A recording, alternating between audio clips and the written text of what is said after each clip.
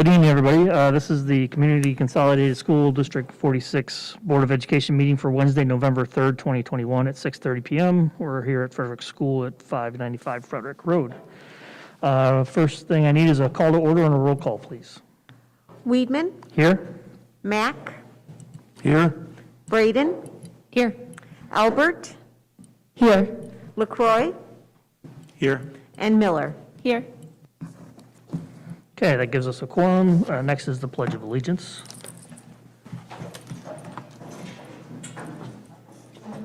Pledge allegiance to the flag of the United States of America and to the republic for which it stands, one nation, under God, indivisible, with liberty and justice for all.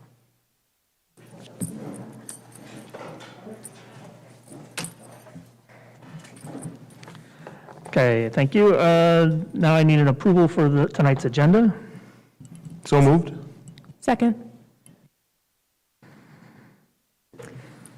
Miller. Aye. Mack. Aye. Weedman. Aye. Albert.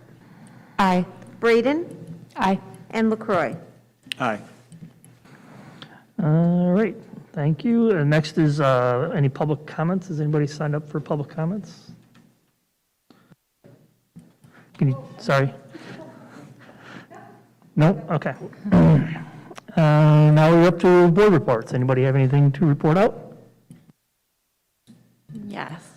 So you got an email with a longer explanation, but I dug into OMA and discussed the CEC with Dr. Glickman, and we've decided that the Community Engagement Committee is better aligned as a superintendent's committee than a board committee. So we're going to make that change. And if you have any questions, I can certainly give you more details, but I think just wanted to make that announcement. And then the second thing is the food drive is this Saturday and Sunday from 10 to 4 at each of the 7 schools. So if you have food that you want to donate to the Avon Cares Food Pantry, we will be distributing that on Monday after the weekend pickup. Okay, thank you. Anybody else? Okay. Up to the superintendent. Good evening. Oh my goodness. Well, first of all, I want to welcome our newest board member, Mrs. Jessica Albert, to her first full board meeting as a board member. So thank you for your service and thank you for joining this board. And I want to welcome us. I think we might have some friends from the high school, perhaps tonight. Yes? We're very glad you're here. So welcome. Hope the evening will be informative for you all. And I just wanted to talk about being grateful for a moment, because if you had opportunity to read the message that went out to our community today, you know it's been a really rough day in the school district.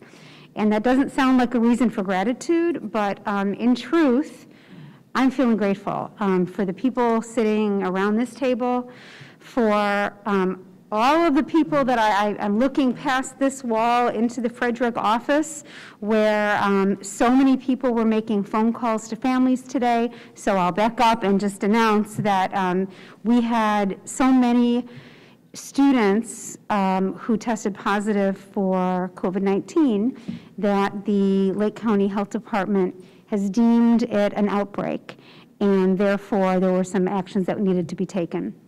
Those 9 students obviously are not here at school, but we also had to support the community through contact tracing.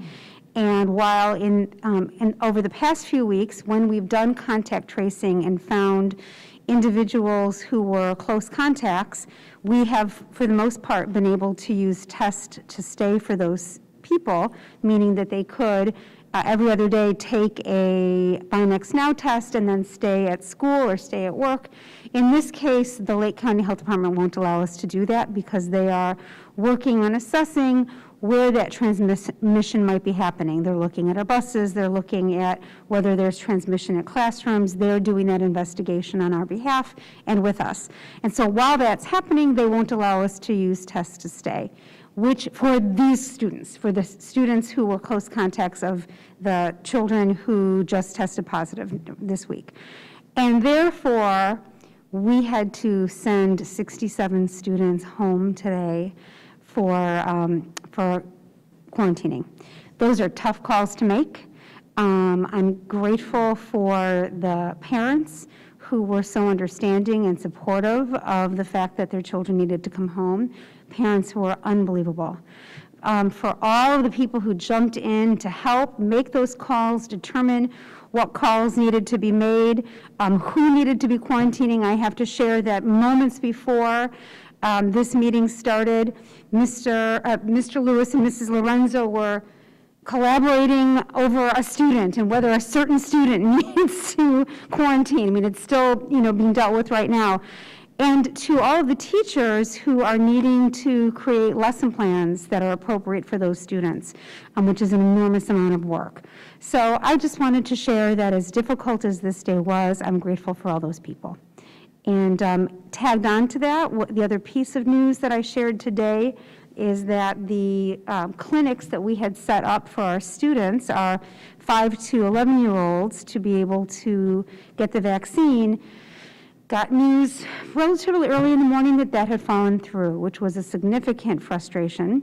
So there's another area of gratitude. I put the all call out to all of my superintendent friends in Lake County who bombarded my email with all kinds of places that they had been using, resources for getting their clinics set up. We were frustrated because we were amongst the first to get a clinic set up to begin with, and then it fell apart. But that's okay. We got one set up again, and then at the very end of the day, got news that we may be able to get our original dates back. So it ain't over till it's over. We'll see what happens with that. And I think that's enough for me for right now. That's the superintendent's report.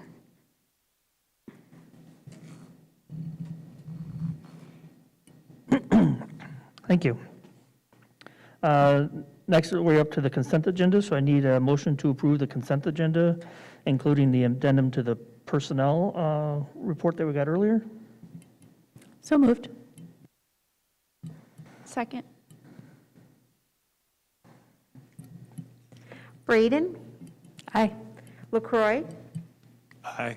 Albert, Aye. Miller, Aye. Mack, Aye. and Weedman. Aye. We are now up to action items. These are items that the board will be voting on tonight. First one is a motion to approve the Durham Transportation Contract Amendment. So moved. I'll second. Chris, you want to go over anything, or anybody have any questions for Chris? No? Okay. We vote for? Weedman, Aye. Miller, Nay. Mack, Aye. Braden, Aye. LaCroy, Aye. Albert, Aye. Okay. Next item is motion to approve and update the superintendent contracts with new goals. So as a quick caveat for those that are in the audience and listening, after we went through the strategic planning sessions, we came up with new goals for the fire district, the school district, and the fire district. No, just the school district. And as part of Dr. Glickman's contract, we have to update her goals to align with the goals for the school district. So that is what we have done, and we are amending her contract with that, with her goals in there. So that is what this is for. Anybody have any questions or further comments on that? No? Okay.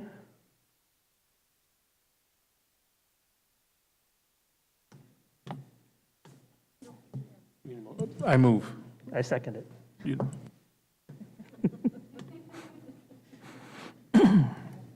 LaCroy, Aye. Braden, Aye. Albert, Aye.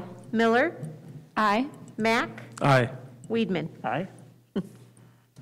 Next is unfinished business. First one is, or the only one, is the district goals update we're only going to do finance and facilities tonight because our employee who was going to do technology is sick, so we're only going to do the two. Yeah, and I'm just going to mention while our two administrators go on up, my thinking was that we would bring Mr. Vipon to do the technology goals in December, simply because as short as tonight's meeting is, next meeting in 2 weeks is extremely long. So in that this doesn't feel like it's important, but maybe not urgent, we'll do the tech goal, the tech goal in December. Sound good? Okay.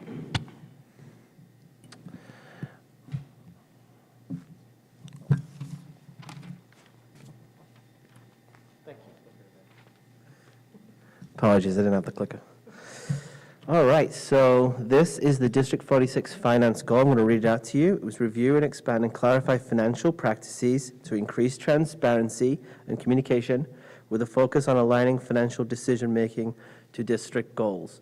So that was what the strategic planning group came up with as a finance goal. And as part of that, they came up with 3 key content areas. The first one was Finance Committee. The second one was increasing financial transparency and communication. And the third one is improving financial decision-making with an alignment to goals. So taking the Finance Committee first, this was created in June of 2021. It will meeting again for its second meeting in 2 weeks, and we'll be adding our first non-board member, Brittany Tardis. Ongoing, the forum will be for planning and communication of the long-range facilities plan and the future funding options for the district. So that's the actual agenda in the next 2 weeks. Moving forward into the 22-23 school year and beyond, the purpose of the Finance Committee, as we remember from that presentation, is a forum for ongoing operational stewardship. It is supposed to be an area for the board to be able to have a deep dive on financial and operational stewardship, to be able to take content areas which are sometimes a deeper dive outside of the board meeting, chew them and bring them back with a recommendation to the board. So that's really the core focus of the Finance Committee. And then moving forward into the 23-24 school year, the feasibility of potential funding options to address adequacy and capital needs.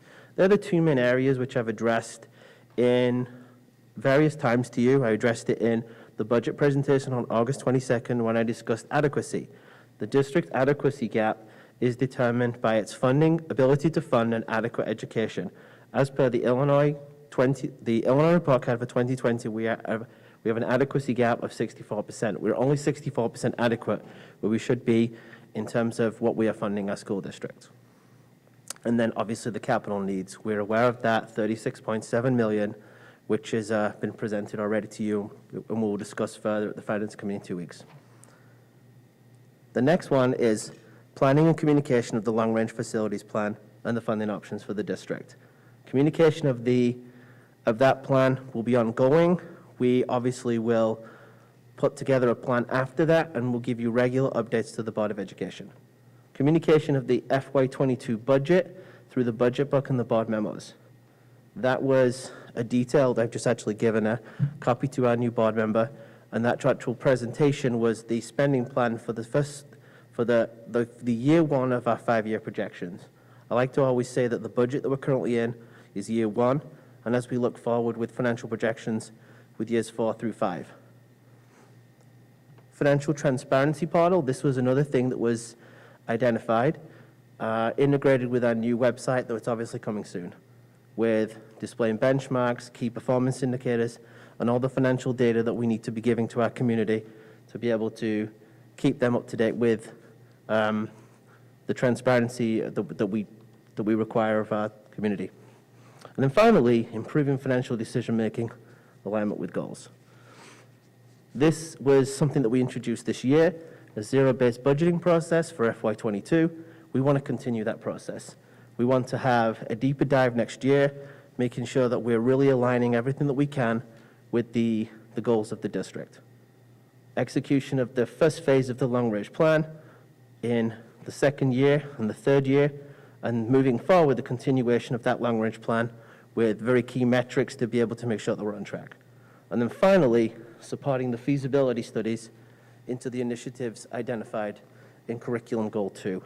They were looking at expanding the school day, as well as looking at world language options.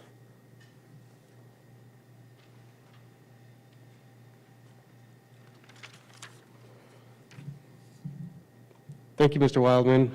Good evening, Board. Presented back in June, back in September was the long-range facility plan, the master facility plan. Over the past 6 months, myself and Mr. Wildman have worked together to build our design team for the district. The design team consists of Wold architects and trained commercial from our mechanical. Together, the team has diligently gone through the district and assessed the buildings and the HVAC mechanical equipment, all of which aligns within our strategic facility plan, which was also presented in June of 2021. With the information that was gathered between Wold and Train that was presented at the September board meeting, the district's strategic roadmap for our long-range facility plan, to which extends out over a 10-year period of time.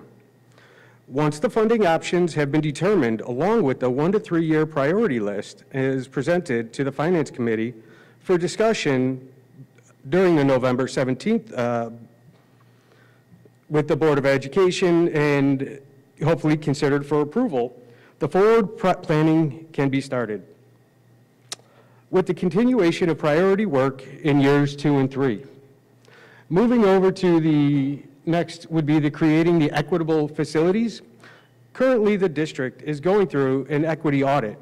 Once the audit is complete, we will be able to assess facilities learning environments with the staff and community's input. Then in response to the needs to identified by the equity audit.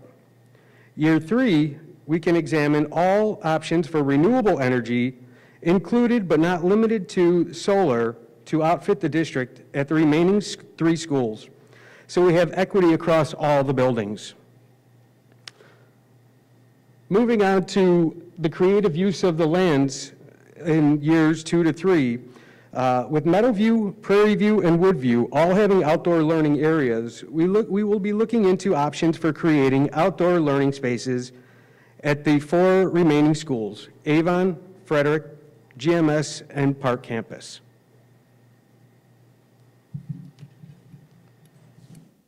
Thank you, gentlemen. Don't sit down, because some board members may have questions for you.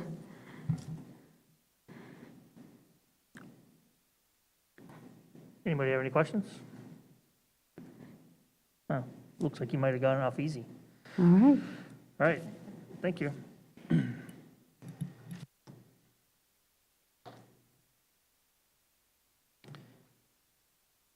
All right.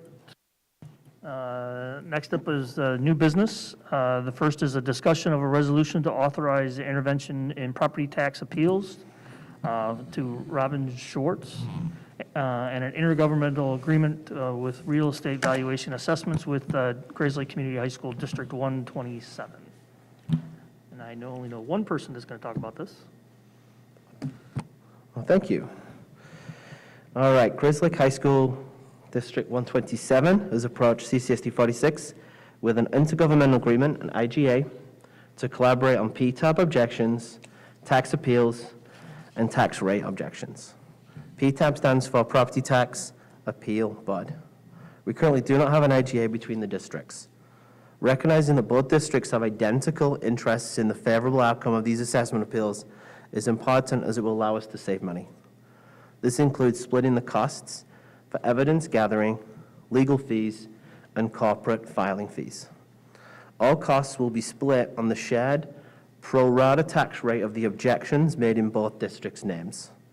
In terms of PTAB objections, tax appeals and tax rate objections, what is good for Grays Lake High School District 127 is good for CCSD 46 and vice versa.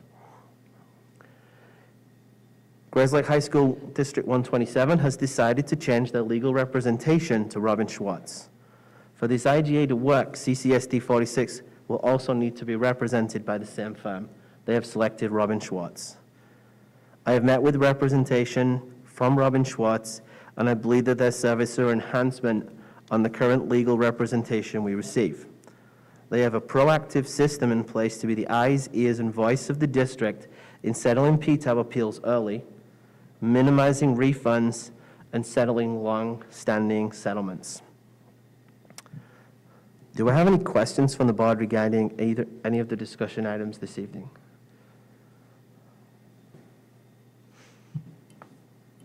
Thanks, Mr. Wildman. So given our boundary differences, I'm assuming this is for specifically appeals that cross both districts? Yes, we would only intervene together if it was for both districts. Okay. So the areas which are woodland would not be pertain to this IGA. And then would we be using Robbins Schwartz to also appeal ones that we don't do jointly with 127, or how would we handle those? Would we handle those any differently than we do will only today? do jointly together. So we're going to have the exact same criteria for intervention, so we're only going to act together moving forward, Okay. which will be cost sharing and to the benefit of everybody. And then for ones that we don't share, will we handle those just as 46 then, still? We're going to have the same criteria. Got it. For whether we proceed or not, exactly the same. So what? And same for what- representation. Exactly. So Yeah. if we decide together, we either go in together or that's the whole purpose of the IGA. Okay. We're either all in or not. Great, Hope that thank answers you. your question. Chris, can you briefly explain I understand we're sharing the cost, but you said they have a mechanism to reduce the cost or keep costs down. Can you explain how they proceed with that, or how they do that? So currently, right now, we do not have an IGA. So under the current situation, we're both represented by Himes. Actually, they've just left Himes. They've just gone with Robin Schwartz. But let's assume that we're both represented by the same firm without an IGA. There is no cost sharing at all outside of an intergovernmental agreement. So we've been acting as 46, and 127 has been acting on behalf of 127. So there's been no cost sharing and no information gathering together, and none of those filings have been filed together. So what it does is it pools the resources of our attorney to be able to act as one, as the intergovernmental agreement partner, rather than it being 46 or 127. So automatically, based on that tax rate, we're going to see a saving, because we were not doing that before. Hope that answers your question. No. When we talked before, you had mentioned how they have a criteria before they decide on a They vehicle do. that they Oh, use. you mean, yes, they do. They have a tiered approach to settlements. So what they do is they look at the refund amount, and they say if it's $10,000 to a $25,000 refund, they settle in-house or go for evidence. If it's $25,000 to $50,000 refund, they do a settle or appraisal. And if it's greater than $50,000 for both of us, they do an appraisal and rebuttal evidence, and they send the PTAB to the Board of Review and Hearing. So it's very clearly laid out, so myself and District 127 can very clearly see the roadmap for each of these appeals as they land on both districts. So what will happen is we'll usually receive a letter and then an electronic filing from the county. They will also receive it as our representation, and we'll be able to very clearly see what the action is. Did that explain how some of that works for us too, then, for everybody? Okay. Anybody have any other further questions for Mr. Wildman? No? Okay. So that'll be on next agenda, right? Thank you. And we are up to topics for future agenda items already. Yeah, I have a few. Well, next board meeting will be pretty heavy regarding finance. So we're starting with a finance committee report finance committee at 4:30. And then the regular board meeting will start at 6:30. And during the board meeting, we will have the levy hearing. We'll have an update on our long-range facilities plan. We will have an action item, which is the audit results, along with resolution and IGA with 127 regarding tax appeals. And then potentially we'll have information to share regarding state report card results We may be doing that at the next meeting, or it might not be until December. And that's what I have. Okay. Anybody have anything else they'd like to see discussed at some point? Okay.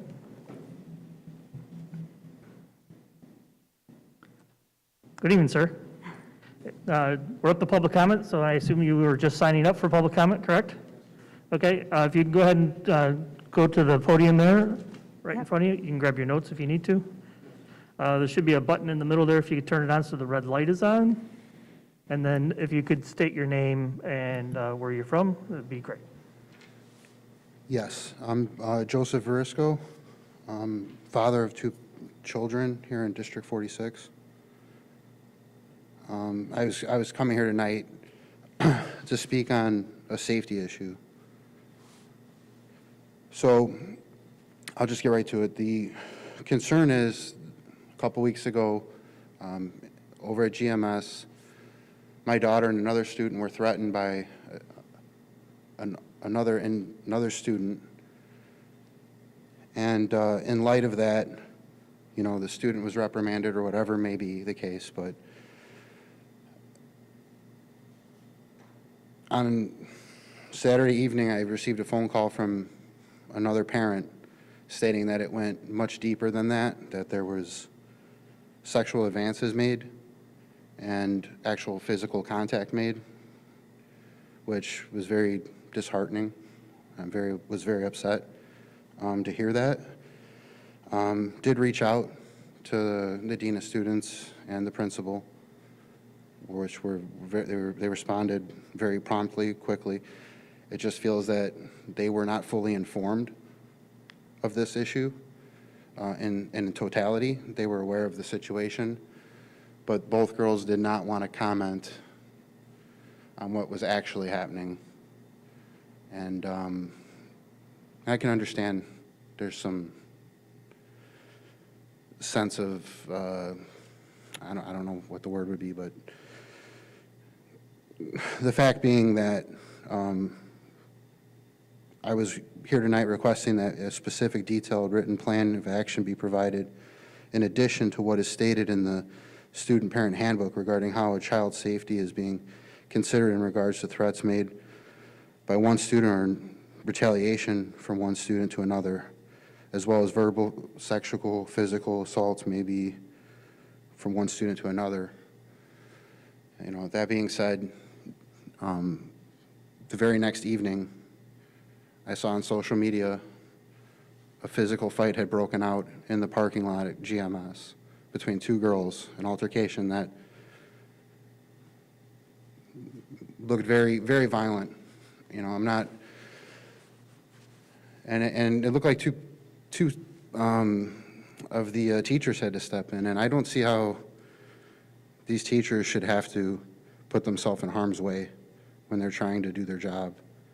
You know, it's only my opinion that there should be some, you know, accountability, dependability, reliability, not just as, you know, a parent or a concerned, you know, member of the, you know, community, but I'm sure it's been brought up in past, and I'm just speculating that some sort of a safety measure be put in place, whether it be someone policing these children or whatever the case may be, but that's why I'm here tonight. Okay, thank you. I'm sorry to hear that your children are going through that. So Dr. Glickman was taking a bunch of notes, so they will reach out to you and get back to you with some more information, I assume. Okay? Thank you for your time. Thank you for bringing it to our attention.